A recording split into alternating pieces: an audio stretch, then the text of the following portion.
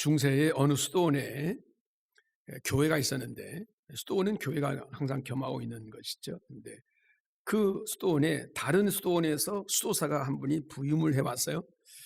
그 수도원장이 많은 수도사들과 교우들과 함께 예배하는 그 예배 자리에 새로 부임한 그 수도사에게 설교를 맡겼습니다. 그 수도사는 열심히 설교를 준비했는데 막상 이제 그 예배 자리에 나가 설교하려고 딱 섰는데 수도원장이 바로 앞에 있는 거예요. 앞에서 수도원장이 바라보고 있으니까 갑자기 그냥 앞이 캄캄해지는 거죠. 그래서 그 예배 자리에 설교를 해야 되는데 뭐라고 할 말이 없어가지고 갑자기 신장한 나머지 이렇게 성도들에게 물어봤습니다. 여러분, 제가 무슨 설교를 할지 아십니까? 여러분 아십니까? 그럼 뭐라고 대답하죠? 모르겠는데요. 모르죠. 어떻게 알겠습니까? 무슨 설교를 할지. 당연히 모른다고 했습니다. 그랬더니 이 설교자인 이 수도사가 하는 말이 그럼 나도 모릅니다 라고 하면서 그냥 내려갔다는 거죠.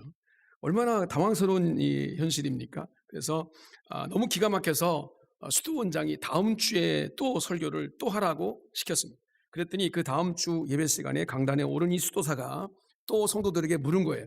여러분, 오늘은 제가 무슨 설교를 할지 아시죠?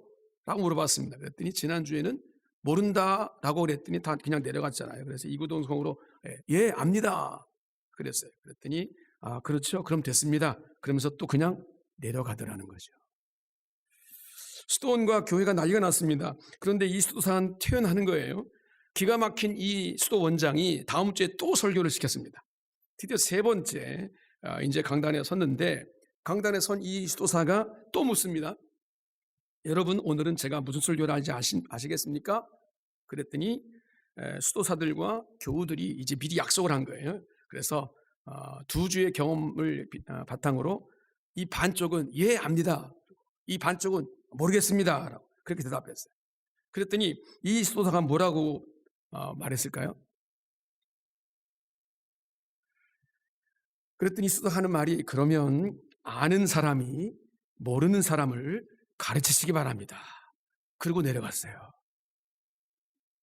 이 말을 들은 수도원장이 무릎을 탁 치면서 짧지만 이 말에 의미가 있다, 명언이다 라고 말하면서 그 수도원 정문에다가 이렇게 써붙였다고 그럽니다. 아는 사람이 모르는 사람을 가르치라. 그것이 수도원의 하나의 그 귀한 명언으로 남았다는 그런 일화가 있습니다. 그렇습니다. 우리 그리스도인들이 해야 할 일이 뭘까라는 생각을 해보는 거죠. 예수님을 아는 사람, 우리들은 예수를 알잖아요. 예수님이 누구인지, 예수를 믿잖아요.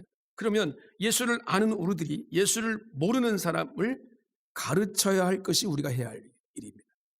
천국을 아는 사람, 하나님의 나라가 있고 그 하나님 나라가 어떤 것인지 성경을 통해서 말씀하신 것이 무엇인지 아는 사람이 그 천국을 전혀 모르는 사람, 천국에 대해서 개념도 없는 사람들을 가르치는 것이 바로 우리 그리스도인이 해야 할 일이다. 그런데 이 일이 쉽지 않습니다. 가르친다는 것은, 말로만 가르친다는 것은 쉬운 일이 아니죠. 그리고 의미가 없습니다. 그런데 그 가르친다고 하는 것은 행동이 수반되어야 되는 건데 우리 자신부터 행동이 바르지 못할 때가 많기 때문에 가르친다는 것이, 우리가 알지만 가르친다는 것이 쉽지는 않습니다. 그런데 오늘 본문을 통해서 한 인물을 한번 생각하면서 그렇지 않은 경우를 함께 좀 나누기를 원합니다. 오늘 본문을 보면 주인인 아브라함의 명령을 충실히 수행하는 아브라함의 종이 나오는데 그 종의 이름이 엘리에셀입니다. 이 엘리에셀은 다메섹 출신입니다. 그러니까 그 당시에는 좀 이게 초창기, 이스라엘의 초창기이기 때문에 뭐 유대 지역이다, 팔레스타인 지역이다라는 걸 따지기는 어렵지만 아무튼 다메섹 출신이라고 하는 것은 아브라함과는 좀 거리가 있는 그런 출신이라는 얘기인데, 그런데 얼마나 신실한지 아브라함이 자식이 없을 때 자신의 상속자로 양아들로 삼으려고 했던 사람이 엘리에셀입니다. 그만큼 신실한 사람입니다. 아브라함의 신뢰를 받던 엘리에셀은 이제 아브라함의 아들 이삭이 나이가 40세가 되었을 때 그 이삭의 신부감을 구하러 나섭니다. 아브라함은 자신의 고향인 이 메소포타미아, 즉 밧담 아람의 하란 지역으로 가서 자신의 친척 중에서, 그 당시에는 친척이 같이 결혼할 그런 것이 허락됐던 시대이기 때문에 친척 중에서 이삭의 아내를 찾아오도록 자기 종인 엘리에셀에게 부탁을 합니다. 아브라함이 부탁을 받은 엘리에셀은 멀리 하란에 도착해서 나홀의 성, 곧 그 우물가에서 기도를 했다라고 오늘 성경은 말하고 있습니다. 여기 나홀의 성은 아브라함의 동생 바로 나홀을 얘기하고 있는데 그 나홀이 거주했던 성을 가리키는 것입니다. 이 나홀은 아마 갈대아 우르에서 아버지인 이 데라를 따라 함께 왔다가 하란에서 정착했을 것이라고 추정을 합니다. 어찌됐든 아브라함의 동생인 나홀이 이곳에 살았기 때문에 그 지역을 나홀성이다라고 불렀습니다. 엘리에셀은 우물가에서 낙타들에게 물을 길어줄 착한 여인을 이삭의 배필로 삼겠다라고 기도를 했는데 그때 마침 아브라함의 친척인 리브가라는 여인이 나타나서 기도한 대로 행동을 하는 거예요. 그래서 그 여인을 가나안으로 데려와서 이삭과 혼인을 시키게 됩니다. 그런데 이 엘리에셀의 행동을 보면 아브라함과 꼭 닮았습니다. 아브라함을 닮은 거예요, 엘리에셀이. 그러니까 종인데 주인을 닮았다라고 하는 것. 이것이 어떤 의미를 가지고 있는가라는 거죠. 사실 오늘 우리도 누군가를 닮아갑니다. 그렇죠? 자식은 아버지, 부모님을 또 어머니를 닮아가는 모습도 있고 제자들은 스승을 닮아가는 모습도 있습니다. 그러면 우리 그리스도인들은 누구를 닮아야 될 건가? 여러분 누구를 닮고 계십니까? 우리의 표상, 우리가 닮아갈 가장 귀한 이미지는 바로 예수 그리스도인 줄로 믿습니다. 마태복음 11장 29절에 주님은 자신을 본받으라고 말씀하고 있습니다. 나는 마음이 온유하고 겸손하니 나의 멍에를 메고 내게 배우라. 그리하면 너희 마음이 쉼을 얻을 것이다 라고 말씀했습니다. 고린도전서 11장 1절에 사도 바울은 자신이 그리스도를 닮아 본받은 것처럼 너희도 나를 본받아라 라고 그렇게 말하고 있습니다. 그러니까 우리는 날마다 예수 그리스도를 닮아가야 될 줄로 믿습니다. 그러나 예수님이 너무 높아 보이고 너무 거리가 먼 것처럼 느껴진다면 우리 주변에 믿음 생활 잘하는 사람들을 본받고 닮아가야 된다라는 것이죠. 요즘 오늘 우리 그리스도인들의 문제 중에 하나, 우리들의 문제 중에 하나가 뭐냐면 누군가 본받을 사람을 찾지 못하고 있다는 겁니다. 롤모델이 없어요. 신앙의 롤모델을 찾으려고 하지도 않고 또 우리 가운데 그를 닮아 나가려고 하지 않는 것입니다. 이것은 우리 신앙의 큰 손실이고 성경적이지 못한 신앙생활의 모습인 거죠. 누군가 신앙의 본을 따라 닮아가려고 노력해야 된다는 겁니다. 그것은 우리 신앙생활의 큰 유익이고 복을 받을 수 있는 기회라는 것을 오늘 이 아브라함과 엘리에셀을 통해서 주님께서 오늘과 우리 교훈을 주고 계십니다. 오늘은 아브라함의 종 엘리에셀이 아브라함의 신앙을 본받았는데 엘리에셀이 아브라함의 어떤 면을 본받았는지, 그리고 어떤 면을 닮아갔는지를 살펴보면서 우리도 주님 또 혹은 우리 주변에 믿음이 좋은 사람의 무엇을 본받고 무엇을 닮아가야 될지라는 것들을 한번 생각하는 시간이 됐으면 좋겠습니다. 한 세 가지를 말씀드리고자 합니다. 첫 번째는 이 엘리에셀은 대접하는 주인 아브라함의 모습을 닮았습니다. 대접하는 면에서 엘리에셀이 아브라함을 닮았다라고 했는데 그러면 아브라함은 어떻게 다른 사람을 대접하는 삶을 살았을까? 창세기 18장 1절을 보면 여호와께서 마므레의 상수리 나무들이 있는 곳에서 아브라함에게 나타나셨다라고 말합니다. 근동 지역의 한 낮의 기온은 엄청나게 덥기 때문에 아브라함은 천막에 앉아서 더위를 피하고 있는 그런 상황이었습니다. 그런데 그 주변에 더위에 지쳐오는 세 사람이 걸어오는 것이 보이는 거죠. 아브라함은 그 사람들을 보자마자 즉시 달려나가서 그들을 맞이합니다. 그리고 얼굴을 땅에 대고 엎드려서 이렇게 말하죠. 내 주여, 내가 주께 은혜를 입어 싸우면 원하건대 종을 떠나지 마시고 물을 조금 가져오게 하사 당신의 발을 씻게 하시고 나무 아래에 쉬게 하소서. 내가 떡을 조금 가져오리니 당신들의 마음을 상쾌하게 하신 이후에 여기를 지나가소서라고 말합니다. 그리고 아브라함은 급히 천막으로 들어가서 아내인 이 사라에게 빵을 만들게 하고 자신은 송아지를 가져다가 하인들에게 잡아서 요리하게 하고 그것을 그들에게 극진하게 대접하게 합니다. 지나가는 나그네를 아브라함은 이렇게 잘 대접합니다. 물론 이 중동 지방은 물도 그늘도 쉴 만한 곳도 많지 않은 곳이라 나그네가 지나가면 잘 대접하는 것이 그들의 문화, 라고 말할 수 있지만 그래도 이것은 정말 너무 과한 대접이 아닌가 이런 생각을 할 정도입니다.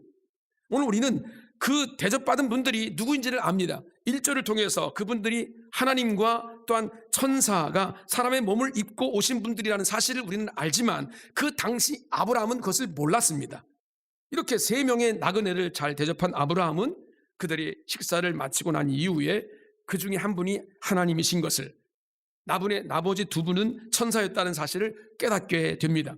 그 결과 아브라함은 아들을 낳는다는 그 말씀을 하나님 앞에 받게 되고 소돔과 고모라가 멸망하는데 그 멸망시키러 간다는 얘기를 듣게 되면서 그동안 기다리고 있었던 아들도 얻게 되고 조카 롯도 그 엄청난 고난의 소돔성에서부터 건져내게 하는 그런 은혜를 얻게 됩니다. 창세기 19장 1절부터 3절을 보게 되면 아브라함을 본받아 조카인 이 롯도 그렇게 나그네를 대접하는 모습이 나타납니다. 저녁 때 2 천사가 소돔에 이르니까 롯이 성문에 앉아 있다가 그들을 보고 일어나서 영접하고 절하고 그들을 자기 집으로 안내해서 식탁을 베풀고 무교봉을 구워서 대접하게 합니다. 롯은 천사들을 잘 대접해서 자신의 가족들이 그 소돔성에서 살아나는 그런 은혜를 입게 됩니다. 엘리에셀도 마찬가지 집안에 가장 좋은 것을 가지고 좋은 신부감을 구하러 가게 됩니다. 물론 신부감을 구하러 가는데 가장 좋은 것을 가지고 가는 것은 당연한 것일 건데 그런데 이 신부감을 구하러 가는 길이 자기 아들의 신부감을 구하러 가는 길이 아니에요. 그리고 그것도 자기 자신의 신부감을 구하러 가는 것도 아니고 종의 아들의 신부감을 구하러 가는 거예요. 그것도 어디로 갑니까? 지금 이 엘리에셀은 헤브론이라는 곳에 있었어요. 헤브론에서 출발하는 건데 목적지가 어디냐면 나홀 성입니다. 나홀이 사는 성인데 이곳은 지금 현재 튀르키예 남동부 그러니까 시리아 북쪽 경계 부근에 있는 지역입니다. 그러니까 헤브론에서 이 나홀 성까지는 약 800km 정도가 떨어진 거리예요. 800km 서울 부산에서 한 2번 정도 왔다 갔다 해야 하는 거리죠. 이 정도 거리면 거의 한 달 이상을 가야 하는 먼 거리입니다. 이 먼 거리를 가면서 엘리에셀은 이삭의 신부감을 위해서 주인의 것 중에서 가장 좋은 것을 가지고 그곳으로 갑니다. 대충 적당한 것을 가지고 갈 수도 있지만 가장 좋은 것을 가지고 간다라는 그런 의미는 뭔가 대접하는 그 의미가 삶 속에 배어 있구나라는 것들을 알게 된다는 거죠. 언제나 좋은 것으로 남을 대접하는 아브라함의 모습을 바라보면서 엘리에셀도 그 마음을 닮아가는 것이죠. 여러분, 대접한다라고 하는 것은 그렇게 쉬운 일은 아닙니다. 대접할 때는 나의 물질이 들어가죠. 나의 노력도 들어갑니다. 헌신도 들어가고 정성도 들어가야 하기 때문입니다. 또 오늘 우리는 대접을 하기보다는 남에게 대접받기를 좋아하는 마음이 우리 가운데 은근히 자리 잡고 있습니다. 주님은 마태복음 7장 12절에 황금률처럼 우리 가운데 주신 말씀이 있습니다. 대접받기보다는 대접하는 것을 좋아하라. 기뻐하는 것이 우리의 삶의 모습이 되어야 된다고 말씀하고 계시죠. 남을 대접하는 그 헌신이 얼마나 귀한 것인지 꼭 주님이 기억하시겠다라고 말씀하십니다. 그러니까 오늘 우리는 남을 대접하는 삶을 살아야 하는 것이죠. 남을 대접하는 것은 하나님은 반드시 그것을 기억하셔서 좋은 열매로 갚아주실 것이다. 엘리에셀이 주인 아브라함의 대접하는 정신을 닮았기에 좋은 신부감을 구한 것처럼 말이죠. 여러분, 우리 일상 속에서 남을 대접하는 것이 구찬 행위로 여겨지는 시대를 우리는 지금 살고 있습니다. 그렇죠? 어디도 가서 내가 참 사람들에게 좀 마음속에 흐뭇할 정도로 내가 대접받고 있구나라고 하는 것을 느끼기가 참 어려운 시대입니다. 한 주간 혹시 그런 경험이 있으신가요? 누군가가 나를 만났는데 나를 정말 극진히 대접해 주는구나, 이것을 느끼고 계셨냔 말이죠. 참 쉽지 않은 일입니다. 더구나 주님을 따른다고 하는 우리 그리스도인조차도 그러한 시대적인 분위기에 편승하고 있다는 것은 참 여러분, 어떠한 말로 우리가 변명을 하더라도 초라하고 작아지는 모습이 우리 안에 있습니다. 그렇구나. 오늘 우리가 대접받기만 좋아하지 남을 대접하려고는 생각하지 않는구나. 대접을 받기를 좋아하는 삶이 아니라 기회만 있으면 남을 대접하려고 힘쓰는 삶, 이것이 주님이 보시는 기준의 아름다운 그리스도의 모습이다라는 그 결과는 주께서 영광으로 받으실 것이고 풍성함으로 우리 가운데 갚아주실 것이라고 성경은 말하고 있습니다. 대접하는 하나님 백성들, 그러므로 주의 은혜가 넘치는 여러분의 삶이 되시기를 주의 이름으로 축복합니다. 엘리에셀은 두 번째, 기도하는 모습에서 아브라함을 닮았습니다. 엘리에셀은 나홀성 밖에 있는 우물 곁에 낙타들을 쉬게 합니다. 마침 그때 여자들이 이제 물에 물을 길러 오는 저녁 무렵이었다라고 말하지요. 이 우물가에서 엘리에셀은 그 우물가에 서서 기도를 합니다. 이렇게 기도했습니다.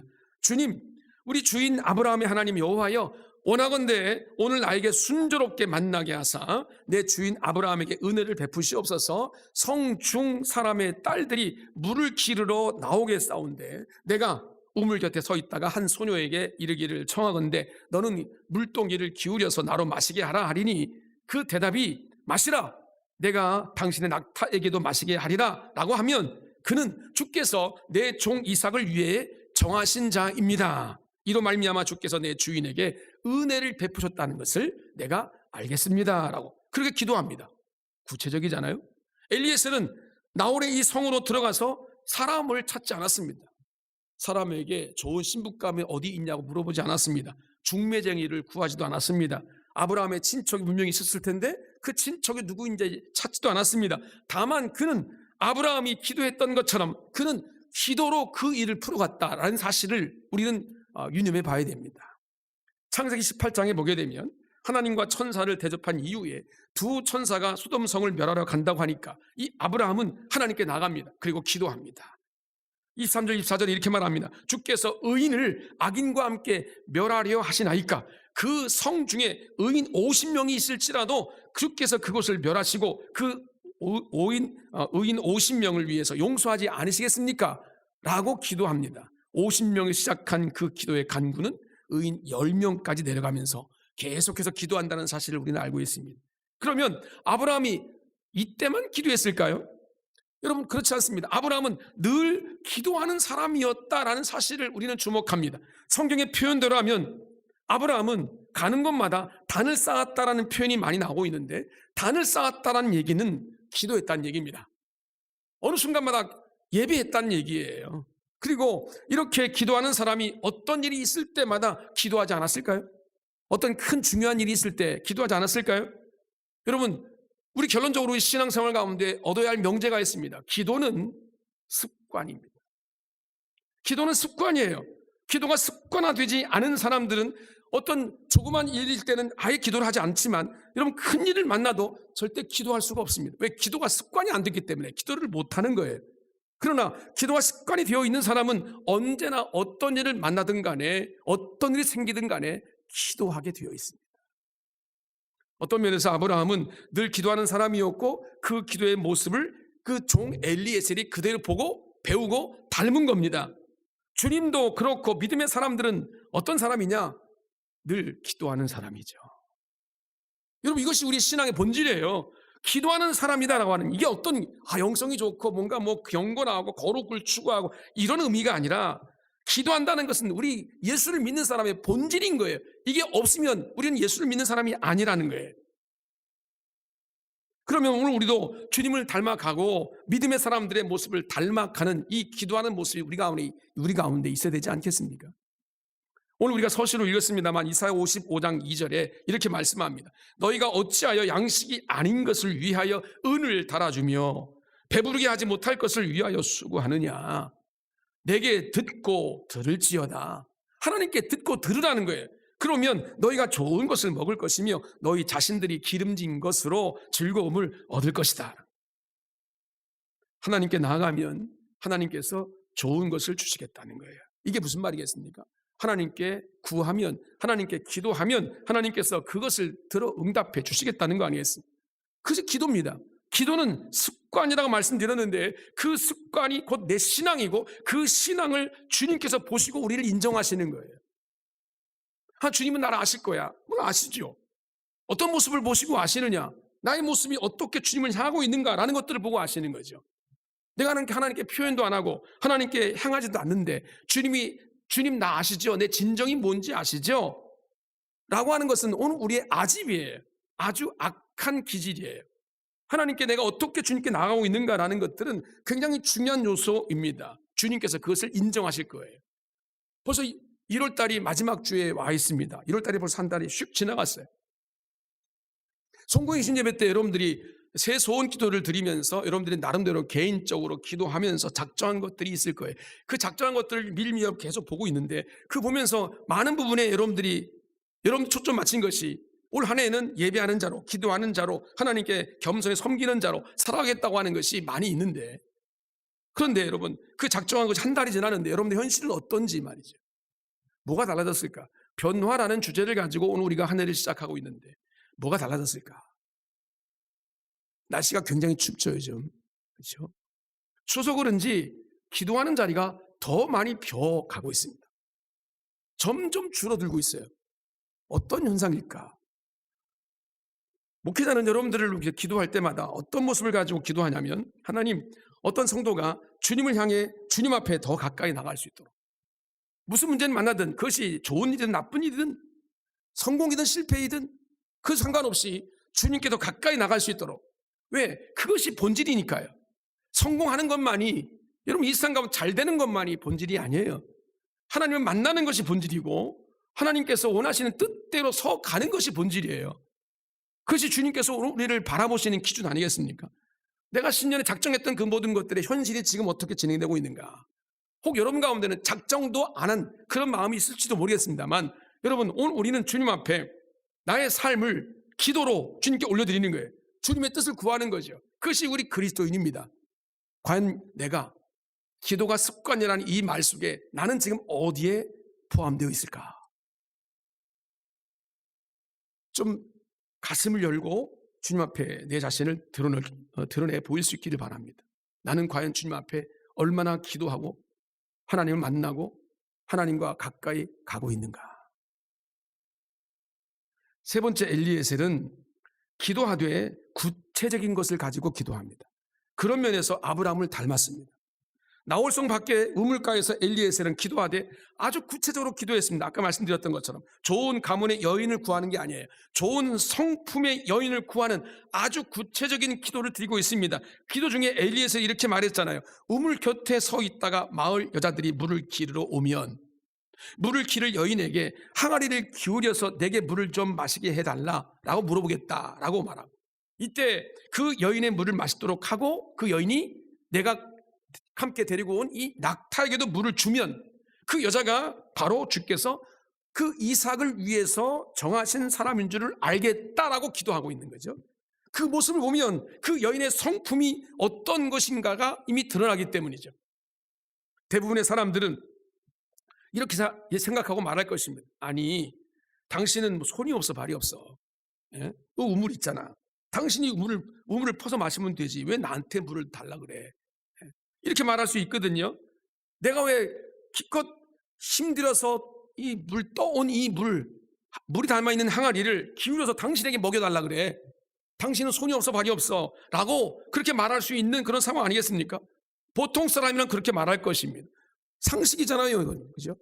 그런데 성품이 좋은 이 여인은 낯선 외부 사람인데 그 외부 사람의 요구를 대접하는 마음으로 들어준 거예요. 여기에 그 여인의 가정 교육이 들어있고 좋은 성품이 들어있고 그 신앙 인격이 담아져 있다는 사실을 이 엘리에셀의 기도를 통해 나타나고 있는 겁니다. 엘리에셀이 이삭의 신부감을 구할 때 이렇게 구체적으로 기도하고 있다는 거예요. 대충 기도하지 않았어요.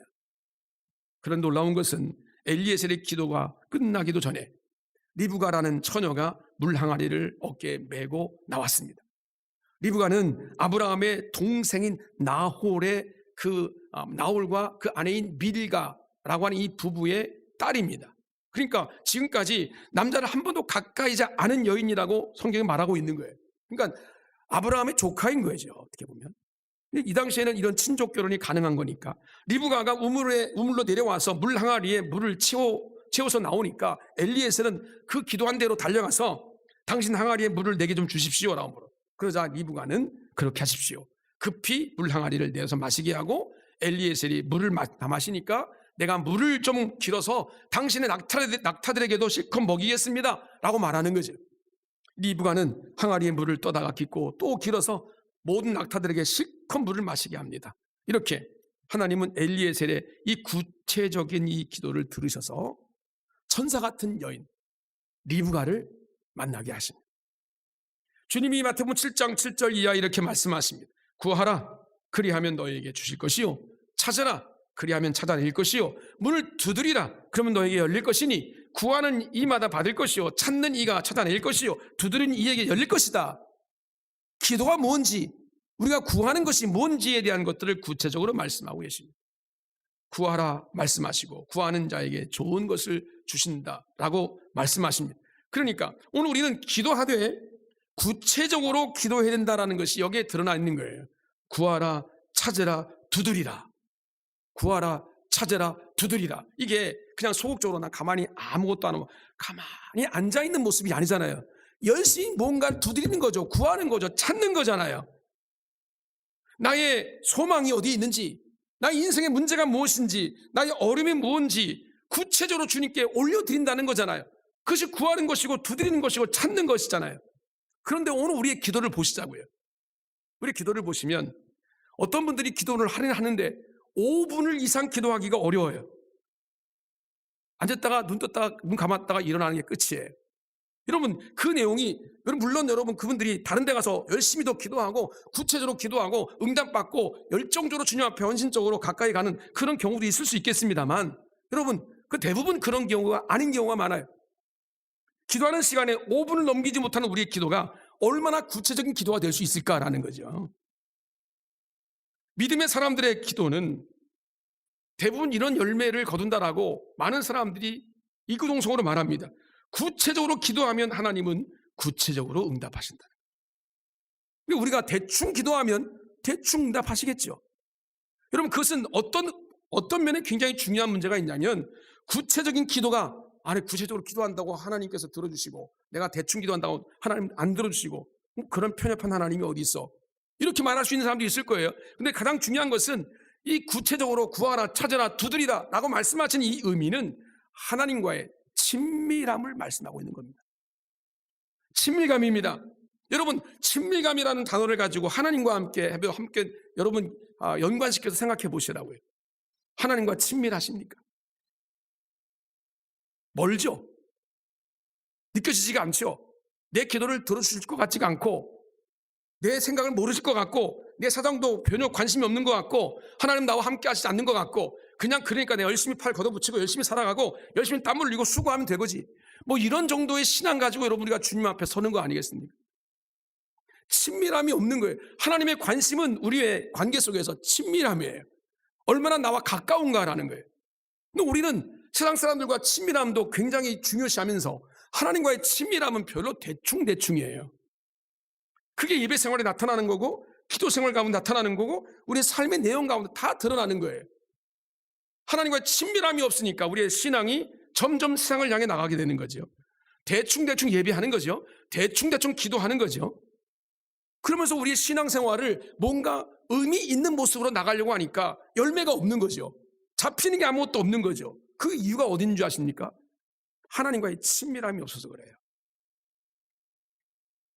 기억합시다. 하나님은 믿음의 사람들의 소리를 들으시고 응답하시는 분이시다. 그렇게 하나님 말씀하셨어요. 엘리에셀의 구체적인 기도를 들으신 하나님은 기도한 대로 그대로 응답하셨습니다. 믿음의 사람 아브라함 그 종도 아브라함의 믿음의 행동을 닮은 이 믿음의 사람 모두가 다 그런 은혜를 경험한 거예요. 저는 그런 신앙생활하면서 목회하면서 그런 경험을 많이 합니다. 내가 아주 작게 그렇게 기도하지 않고 더 크게 기도할 수 있는데 작게 겸손인 줄 알고 그게 겸손인 줄 알고 작게 기도했더니 그대로 주시는 거예요. 여러분 그런 은혜가 오늘 우리 안에 풍성함으로까지 나갈 수 있어야 되는 건데 오늘 우리는 그런 친밀함의 문제가 해결되지 않은 이상 주님과 가까이 나가서 내 구체적인 기도를 하나님 앞에 아릴 수가 없는 거예요. 어떤 분들은 그렇게 구체적인 아뢰면 하나님은 얼마나 번거로우시겠어. 얼마나 귀찮겠어. 이렇게 생각하면서 하나님을 마치 위하는 것처럼 하나님께 그런 구체적인 기도를 못 드리고 있는 것처럼 합리화시키는 경우도 많이 있습니다. 그렇지 않습니다. 여러분 오늘 우리는 날마다 구체적인 우리 일상의 문제 속에서 하나님께 그 구체적인 문제를 가지고 나가는 겁니다. 내 개인의 신앙의 문제, 내 건강의 문제까지도, 내 자녀들의 모든 문제까지도, 내 모든 경제적인 문제까지도 구체적으로 가지고 나가는 거죠. 그 구체적인 가지고 나갈 때 하나님과 어떤 문제가 있냐면 친밀함이 형성되는 거예요. 주님이 더 가깝게 느껴지는 거예요. 그것을 주님이 원하시는 거예요. 내 자식이 여러분 나와 관계없이 늘 바깥으로 겉돌고 나와는 그냥 대충 형식적으로 표면적으로만 얘기하고 그렇게 나를 관여한다면 얼마나 속상하겠어요. 너는 나랑 같이 얘기하는 것이 그저 그 어떤 목적, 돈이 필요할 때만, 네 필요를 요구할 때만 나와 상대하는구나, 이런 거 느끼면 얼마나 부모된 마음이 상하겠습니까? 똑같습니다. 하나님께서 우리를 보시는 기준이 똑같아요. 우리의 모습이 얼마나 주님께 향하고 있는지, 살아계신 하나님 앞에, 전능하신 하나님 앞에, 사랑이 많으신 하나님 앞에 내 자신을 드리고 있는가, 이것이 오늘 우리 예배 생활 가운데 나타나는 거고, 기도 가운데 나타나는 거고, 그 기도의 내용 가운데 나타나는 건데, 엘리에셀을 바라보니까 아주 구체적이에요. 그것은 아브라함을 통해 배운 것도 있겠지만 이 엘리에셀의 이 신앙 인격은 하나님과 가까운 거예요. 친밀함이 있는 거예요. 구체적인 것을 기도하고 그 기도를 응답해 주실 만큼 하나님과 가까운 인생, 얼마나 멋집니까? 사랑하는 성도 여러분, 많은 믿음의 사람들은 주님을 닮아가기 위해서 했습니다. 또 주변에 주님께서 어떠한 모습으로 우리 가운데 원하시는지 내가 생각하는 기준이 있을 거 아니겠어요? 하나님 말씀을 기초로 해서. 그러면 그 기준을 가지고 그 기준에 따라서 행동하는 사람들이 있을 거예요. 순종하는 사람이 있을 거예요. 헌신하는 사람이 있을 거예요. 그런 사람들을 좀 닮아가려고 애를 쓰는 모습이 있어야 될 거 아니겠습니까? 그리고 그렇게 본이 되는 모습도 우리 가운데 있어야 될 거 아니겠습니까? 그것이 주님께서 이 땅에 하나님의 교회를 세우신 목적이기도 하고 하나님이 영광 받으신 모습이기도 하는데, 오늘 우리 너무 배타적인 거예요. 내 신앙은 내가 알아서 해. 이런 모습이 너무 많아요. 다른 사람을 보려고 하지 않아요. 다른 사람들을 쳐다보지도 않아요. 그러면서도 하나님과 가까이 가지도 않아요. 그러면 내 신앙 인격이 어디로 가겠냐는 말이에요. 교회 공동체가 여기 있는 것은 왜 많은 사람들이 서로 다르고 성격도 다르고 모든 관점도 다른데 왜 교회가 하나 되려 하시는가? 하나됨을 통해서 내게 없는 것들이 저 사람이 분명히 있거든요. 그럼 그걸 닮아가라는 거예요. 나는 그렇게 못하는데 저 사람은 그렇게 하는구나. 닮아가면서 아름다운 모습을 가지고 주님께서 원하신 뜻을 이루어가라고 교회 공동체에 여기 있는 것입니다. 예수 그리스도는 우리가 믿고 따라가고 닮아가야 할 표상인 줄로 믿습니다. 오늘 우리는 너무 세상을 닮아가려고 흉내내고 또 거기에 매여 있습니다. 그러지 말고 주님의 말씀을 받고 그 말씀을 따라갈 때 오늘 우리는 언젠가 그런 소리를 우리의 삶 속에 분명히 경험하게 될 줄로 믿습니다. 우리 주변에 있는 예수 안 믿는 사람들이 뭐라고 말하냐면, 당신을 보니까 예수님이 느껴져. 이런 소리를 들을 수 있어야, 뭐 다는 아니겠지만 적어도 이런 소리가 내 삶 속에 나타나야 그것이 주님의 기쁨으로 하나님의 영광으로 나가는 그리스도는 아니겠습니까? 이것이 과한 얘기일까요? 이것이 뭔가 표상적인 형식적인 얘기일까요? 이런 모습이 없으니 한국 기독교가 욕을 먹고 우리가 가는 곳마다 세상 사람들로 하여금 지탄을 받고 있는 거 아니겠어요? 전혀 예수를 닮아가려고 하지 않아요. 뭔가 신앙의 본이 되는 사람들을 닮아가려고 하지 않아요. 지금 우리가 해야 할 가장 시급한 변화 중에 하나는 바로 내가 세상을 닮아가고 세상에 적응해 가는 것이 아니라 급변하는 세상 가운데 그것을 따라가기 위해서 내가 변화해서 적응해서 애쓰고 힘쓰는 것들이 많죠. 그런데 여러분, 그게 중요한 것이 아니라 주님을 따라가고 주님을 닮아가기 위해서 난 지금 뭘 하고 있는가, 이게 더 중요한 겁니다. 주님 말씀하십니다. 너희는 세상의 소금이다, 세상의 빛이다 라고 말씀하셨는데, 소금이 소금의 역할을 감당하도록 빛이 어둠의 세상을 밝히도록 그 사명을 감당할 수 있는 것은 여러분 그 자체가 하나님의 영광을 돌리고 사는 길인데, 그게 안 되면 오늘 우리 그리스도인이 주님 말씀하신 것처럼 너희는 세상에 밖에 버려서 밟힐 뿐이니라 라고 말씀. 우리는 알지 못한 상태로 지금 누군가에게 밟히고 있을지 몰라요. 예? 내가 목사인데, 내가 장로인데, 권사인데, 집사인데 밖에 나가서 세상 사람들하고 밟히고 있으면 여러분 그것이 얼마나 주님 앞에 영광을 가리는 일이겠냔 말이에요.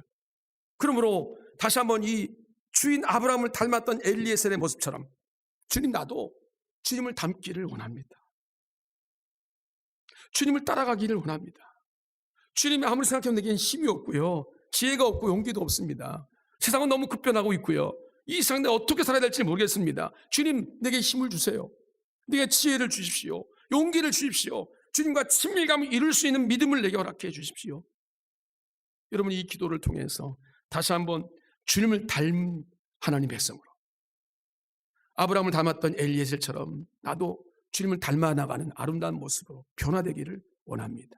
나의 삶을 붙잡아 주시고 나를 통해 주님의 영광이 드러날 수 있도록 축복해 주옵소서. 이 은혜가 우리 공동체 모두에게 넘쳐나시기를 주님의 이름으로 축원을 드립니다.